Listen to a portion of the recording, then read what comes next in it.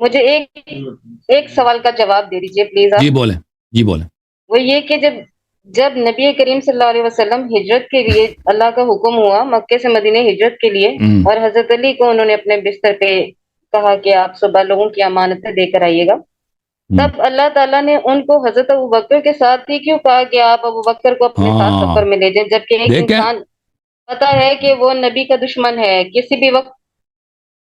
اور ایک چیز چاہیے تھا تو دیکھیں، ان دو سوالوں کا جواب آپ دے دیجیے.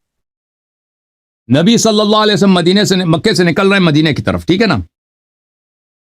اگر کفار نبی صلی اللہ علیہ وسلم کو نہیں پاتے تو ان کا جو جگہ پہ جو شخص کو پائیں گے اس کو تو ضرور قتل کریں گے، بالخصوص وہ کہ نبی صلی اللہ علیہ وسلم کا سب سے پیارا آدمی ہو. دیکھیں امیر المؤمنین علی علیہ الصلوۃ والسلام اور نبی صلی اللہ علیہ وسلم کے درمیان رشتہ کیسا ہے؟ یہ باپ بیٹوں جیسا رشتہ ہے. کیونکہ نبی صلی اللہ علیہ وسلم اچھی طرح سے دیکھیں، نبی صلی اللہ علیہ وسلم کی پیدائش کہاں ہوئی؟ حضرت عبداللہ علیہ السلام جو ان کے والد گرامی تھے وہ بچپن میں وفات ہو گئے، والدہ بھی وفات ہو گئی. ان کی پرورش کہاں پہ ہوئی؟ حضرت ابو طالب علیہ السلام کے گھر میں ہوئی، ایک بیٹے کی طرح، ٹھیک ہے نا. حضرت ابو طالب علیہ السلام اور حضرت فاطمہ بنت اسد رضی اللہ تعالی عنہ وسلام اللہ علیہ، انہوں نے نبی صلی اللہ علیہ وسلم کی پیدائش پرورش کی بیٹے کی طرح. تو یہ اس گھر کے بڑے بیٹے تھے نبی صلی اللہ علیہ وسلم. پھر اللہ تعالیٰ نے حضرت ابو طالب علیہ السلام کو بیٹا دیا علی علیہ السلام. اس وقت جب علی علیہ السلام کی پیدائش ہوئی 30 سال عمر تھی پیغمبر کی صلی اللہ علیہ وسلم، یعنی ایک باپ جیسے تھے، بڑے بھائی بھی تھے، چچا زاد بھائی بھی تھے، اور عمر میں اور پرورش کا ان کی رسپانسبلٹی جو ذمہ داری کس نے لی؟ علی علیہ السلام کی خود پیغمبر نے لے لی.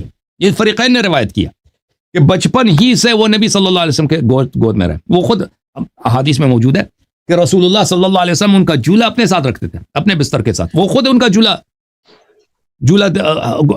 ہلاتے تھے نبی صلی اللہ علیہ وسلم. کھانے کا وقت بھی ہوتا تھا، رسول پاک صلی اللہ علیہ وسلم لقمہ اپنے منہ میں چبا کے پھر امیر المؤمنین علیہ السلام کے منہ میں ڈالتے تھے.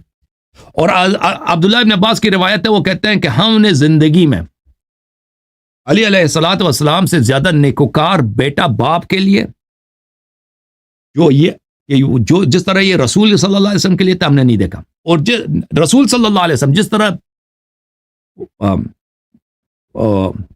شفقت کے ساتھ علی علیہ الصلوۃ والسلام کے ساتھ برتاؤ کرتے تھے، اس طرح نیکوکار اور اس طرح مہربان اور اس طرح محبت والا باپ ہم نے دنیا میں نہیں دیکھا. یعنی ان میں باپ بیٹے کا رشتہ تھا اور چچا کا بھائی بھی تھا اور سب سے قریب حضرت علی کی محبت سے تو انکار ہی نہیں ہے نا. آپ سن لیں نا، نکتہ سن لیں میرے بہن.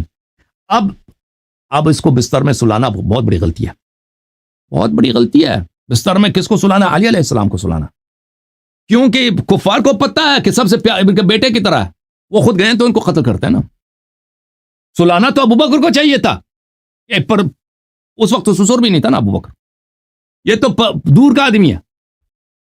بھائی بستر میں ہی اگر کسی کو سلانا تھا نا تو ایسے شخص کو سلاؤ جو کفار ہو. وہ بھائی نبی صلی اللہ علیہ وسلم دور دور سے جانتے ہیں، بھائی کوئی رشتہ داری نہیں، بیٹے کی طرح تو ہے نہیں، اس کو مار دیتے، کوئی فرق نہیں آتا. جس کو خطرہ ہے اس کو تو سال لے کے آ جاؤ. لیکن رسول اللہ صلی اللہ علیہ وسلم کو کیونکہ ابوبکر پہ بھروسہ نہیں تھا، اور کفار و مشرکین کے امانات کے رد کرنے کے لیے، واپس پلٹانے کے لیے علی علیہ السلام، حالانکہ بڑا خطرہ ہے، کیونکہ کفار نے آپس میں انہوں نے یہ کوئی مذاق کی بات نہیں، انہوں نے آپس میں کیا کیا تھا؟ انہوں نے آپس میں عہد کیا تھا، دستخط کیے تھے، سائن کیا تھا سب نے کہ ہم نے نبی صلی اللہ علیہ وسلم کو قتل کرنا ہے. اور بھائی جب وہ نکل جائیں گے تو لازمی بات ہے. ابھی سپاہی صحابہ اگر کسی آدمی کو قتل کرنے جائے نا، اس کے گھر میں وہ آدمی نہ ملے، اس کا بیٹا ملے، اس کو چھوڑیں گے نہیں؟ اس کے بیٹے کو قتل کریں گے ضرور. تو نبی صلی اللہ علیہ وسلم نے کیوں امیر المومنین علیہ الصلوۃ والسلام سمجھ میں سپاہی صحابہ سے ہوں تو یہ بھی نہیں، میں نے کہا آپ سپاہی صحابہ سے ہیں، میں نے نہیں، سن لے بیان، میں نے نہیں کہا. اچھا، تو یہ عرض یہ ہے، جب نبی صلی اللہ علیہ وسلم ابوبکر کو دیکھیں اپنے بھائی کو خطرے میں ڈال کر، اپنے بیٹے کو خطرے میں ڈال کر، اپنے نور عین کو خطرے میں ڈال کر کفار کا، مشرکین کے امانات پلٹا رہے ہیں، اور ابوبکر کو اس حد تک نہیں سمجھتے اہل کہ کفار و مشرکین کے امانات تک پہنچا دیں.